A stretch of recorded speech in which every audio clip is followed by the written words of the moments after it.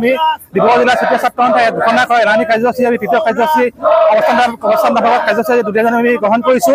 এই কাৰ্যসূচীৰ যোগেদি আমি অসম চৰকাৰ আৰু কেন্দ্ৰীয় চৰকাৰে আমি সকীয়াই দিব বিচাৰিছো যে চুতীয়া জনগোষ্ঠীৰ জনজাতিকৰণৰ যি তেওঁলোকে বাৰম্বাৰ ঘোষণা কৰি আছে, তেওঁলোকে বাৰম্বাৰ দিম বুলি প্ৰতিশ্ৰুতি প্ৰদান কৰিছে আৰু আমি সহ্য নকৰো তেওঁলোকৰ প্ৰতাৰণা।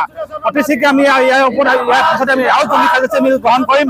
লগতে আমি আমি কাৰ্যসূচী গ্ৰহণ কৰিছো আৰু আমি ভাওনা কাৰ্যসূচী গ্ৰহণ কৰিছো। তাৰপিছতো আমি ডিব্ৰুগড় জিলা অৰ্থনৈতিক অভিযোগ আমি কাৰ্যসূচী ল'বলৈ আমি বাধ্য হ'ম।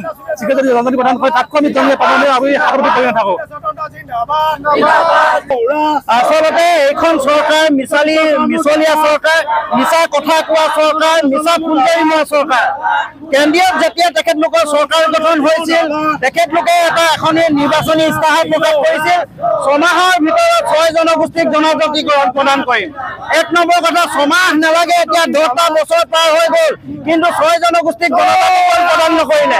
আচলতে তেখেতলোকৰ কথা মিছা ফুলজাৰি মৰা চৰকাৰখন এতিয়া ৰাইজৰ আগত প্ৰতিপন্ন হৈছে আৰু তেখেতলোকে যেনেধৰণৰ মিছা কথা কয়, হিমন্ত বিশ্ব শৰ্মা ডাঙৰীয়া যেতিয়া মিছা কথা কোৱা এজন মানুহ, এই মানুহজনক আমি 6 জনগোষ্ঠীৰ লগতে অন্যান্য জনগোষ্ঠীসকলে তেখেতলোকক প্ৰতাৰণা কৰিবলৈ আৰম্ভ কৰিছে আৰু আমাৰ চুতীয়া জনগোষ্ঠীৰ লগতে 6 জনগোষ্ঠীক যেতিয়ালৈকে জনজাতিকৰণ প্ৰদান নকৰিব এনেধৰণৰ সংগ্ৰাম চলি থাকিব আৰু এই সংগ্ৰাম এতিয়া উৎপনি হৈছে আৰু অনাগত দিনত তেখেতলোকৰ চৰকাৰ, কেন্দ্ৰীয় তেখেতলোকৰ চৰকাৰ মেৰুদণ্ডহীন হৈছে, তেখেতলোকৰ মেৰুদণ্ড হালি পৰিছে।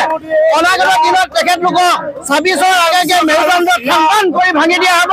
এই হিমন্ত বিশ্ব শৰ্মা চৰকাৰ মেৰুদণ্ড ভাঙি থান কৰি দিয়া হ'ব।